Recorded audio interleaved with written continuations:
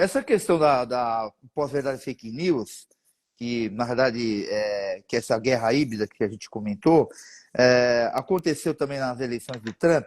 Na, na, é, aconteceu isso exatamente, não? Exatamente. Isso aconteceu em duas. Brit, Esse projeto que foi criado pela Cambridge Analytica, certo. essa estratégia que envolveu os dados do Facebook, né, o acesso aos dados do Facebook de todo mundo, do mundo inteiro, inclusive do Brasil. Essa tecnologia foi desenvolvida na Inglaterra e foi aplicada pela primeira vez no Brexit. Então, o Brexit foi a grande experiência que eles fizeram. Eles eram pró-Brexit e fizeram uma experiência na tentativa de usar este recurso para que vencessem o plebiscito. E venceram. Depois disso, essa mesma equipe que estava na Inglaterra se transferiu para os Estados Unidos para apoiar o Trump. E usaram os mesmos métodos de propaganda que foram usados no Brexit. E venceram os dois pleitos. Uma observação: nos Estados Unidos, eles não ganharam, não venceram a eleição no geral de votos computados, mas venceram por número de delegados, que é uma questão americana. Lá, cada estado tem um determinado coeficiente de valor. Enfim, eles se planejaram de modo a conquistar os estados que tiveram maior coeficiente de valor e venceram. Então, esse tipo de tecnologia foi muito bem sucedido. E depois foi aplicado em outros países também, né? Como, por exemplo, na Polônia. Também foi a mesma coisa. Na Hungria também foi a mesma coisa. E assim por diante. Houve vários países, várias situações onde essa tecnologia foi usada também. Aproveitando essa sua cultura e essa sua experiência, doutor Márcio, eu vi um comentário seu, e eu queria que você falasse qual é a sua opinião, pelo que você tem visto, pelo que você sabe, porque a gente não aprendeu nem na faculdade isso, né? Essa questão, o que está parecendo isso para você, essa confusão dessa guerra? Porque agora é guerra, Israel com os palestinos, né? E essa questão, e agora esquecer um pouco a Ucrânia, entendeu? Então eu queria saber o que você tem para comentar, porque eu vi você comentando outro dia falando de Israel, o que você poderia falar a respeito disso? O que você enxerga? Você que também trabalhou com o pessoal do crime organizado aqui no Brasil, que não tem nada, que também era um tipo de, né? Eu queria que você falasse alguma coisa a respeito. Olha, eu posso fazer duas observações, né? Uma relativa à Ucrânia e outra relativa a Israel. A primeira coisa que você tem que entender é que numa guerra quem morre primeiro é a verdade, inclusive a verdade factual. Então toda informação que você recebe, você tem que receber com certa reserva e usar critérios para Para você aceitar, acreditar ou não, né? Então existem muitas situações que você tem que... E isso é interessante porque eu acho que isso, as pessoas em geral pensam que isso é de hoje. Não, isso está não, acontecendo. Antigamente não era vocês assim. fizeram E a um Ana comentário, Arendt, eles vivem em guerra lá. E é, aí, pouco se comenta, mas comentou, outro dia soltar, não, já vem vindo, quer dizer, aí quando uma coisa pega fogo, aí vem tudo de uma vez. Parece que está acontecendo exato. naquele momento. Eu vou falar uma coisa interessante, né, que é da Ana Arendt, e se aplica hoje, mas não tem nada a ver com nenhum dos dois, mas ao mesmo tempo serve de exemplo, né? Eu vou falar de um personagem da Primeira Guerra Mundial chamado Georges Clemenceau, É. que foi primeiro-ministro da França, né, era considerado chamado de o Tigre, um cara inteligentíssimo, liderou a França na Primeira Guerra Mundial, foi vitorioso, venceu dos alemães, aquela coisa toda.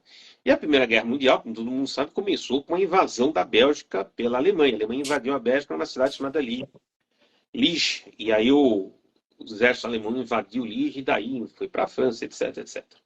E no final da Primeira Guerra Mundial, um diplomata alemão, na assinatura do Tratado de Versalhes, um diplomata alemão vira para o primeiro-ministro francês, para o Clemenceau, e fala assim: nossa, tanta coisa aconteceu, né? No futuro, o senhor vai dizer? O que vão dizer? Quem começou a guerra? Foi a Alemanha ou não? Foram outros países que provocaram. Aí o Clemenceau, genial, virou na hora e falou assim: olha, eu não sei o que eles vão dizer. Mas uma coisa eu posso dizer para o senhor: nunca um soldado belga invadiu a Alemanha. A Bélgica é um país pequenino, jamais poderia ter invadido a Alemanha. Então, é óbvio que não dá para dizer o contrário. Essa afirmação parece uma coisa simplória. Mas vamos pensar hoje na guerra da Ucrânia. O que está se falando hoje é a mesma coisa que se falava em 1900, há mais de 100 anos, 110 anos atrás. Né? Fala assim, olha, não, mas a Ucrânia provocou, não provocou, não provocou. Se Jorge Clemenceau tivesse vivo hoje, falaria uma coisa: escuta, eu não sei quem provocou, mas o fato é que nunca um soldado ucraniano invadiu a Rússia. Então, é verdade. É. É a mesma coisa que disseram no final da Primeira Guerra Mundial. Não mudou. É a mesma coisa. Né? A única coisa, a única circunstância que nós temos que anotar é que o modo como essa informação é feita hoje é mais popular, mas naquela época era a mesma coisa. É a mesma coisa. Ou seja, olha que interessante. Quem começou e quem não começou é a sua opinião. Se você acha que foi a Bélgica que forçou a Alemanha a invadi-la, uma coisa meio... Mas, enfim, se você acreditar nisso, isso é a sua opinião. Se você acha que a Ucrânia provocou a Rússia, essa é a sua opinião. Mas o fato, nós vamos voltar ao conceito da Arendt, que é o fato, aquilo que aconteceu fisicamente falando, que não pode ser negado de jeito nenhum, porque é testemunhável, é externo, é registrado, ele é verificável. O fato é que foram as tropas russas que atravessaram a fronteira. Então, são duas coisas diferentes. A sua opinião é uma, o fato é outra. Pode ser até que você tenha razão. Ué, por que não? Pode ser que você tenha razão. Pode ser que tenha havido uma provocação. Mas o fato não é esse. E da guerra Hamas e Israel? A guerra Hamas e Israel é a mesma coisa. Você fala, os israelenses provocaram, os israelenses não provocaram, os não provocaram. Qual é o fato? Vamos atirar o fato. O fato é que o Hamas ultrapassou a fronteira, foi lá e matou um monte de gente e depois voltou para trás. É justo? Foi uma reação? Não foi uma reação? Uma coisa... Isso é a sua opinião. Qual é a motivação dessa história toda? Então, mas essa é a sua opinião. O fato é um. Eles pegaram e foram lá. E o fato sequente é que os israelenses foram lá e mataram mais gente ainda. Eles tiveram razão ou não tiveram razão? Eles estão certos ou estão errados? Esta é a sua opinião. Então, se você for para o Irã e for falar assim, olha, os israelenses estão errados, todo mundo vai te aplaudir. Se você for para os Estados Unidos, não. Então, o que se deve ter em mente não é propriamente quem tem razão ou qual é a sua opinião. Mas você tem que aceitar o fato. E depois, a partir do fato, você forma opinião. O que está acontecendo hoje é ao contrário.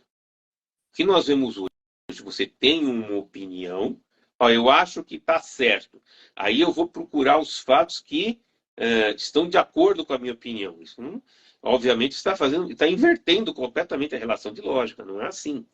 A conclusão sua já é uma conclusão viciada de timão.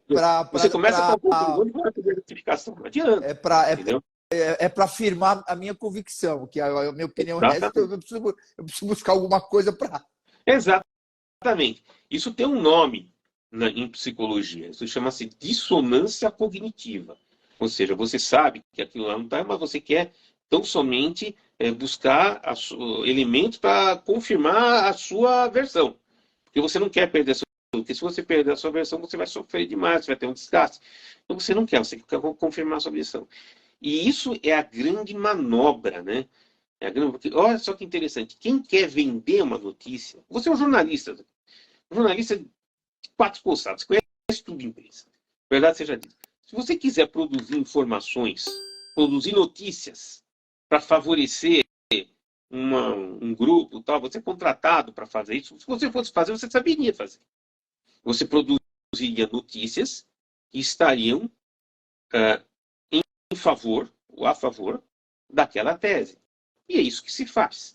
Isso se chama fake news. Bom, isso na realidade, desde quando era criança, sempre existiu, né? Você quer criar uma notícia, isso sempre, hoje está um perigo, porque hoje é assim, ó, pá, o que te dá sustentação jurídica e a veracidade da notícia? Quando o cara repete, vai repetindo, o que a gente diz no meio, né? Que a mentira acaba virando verdade.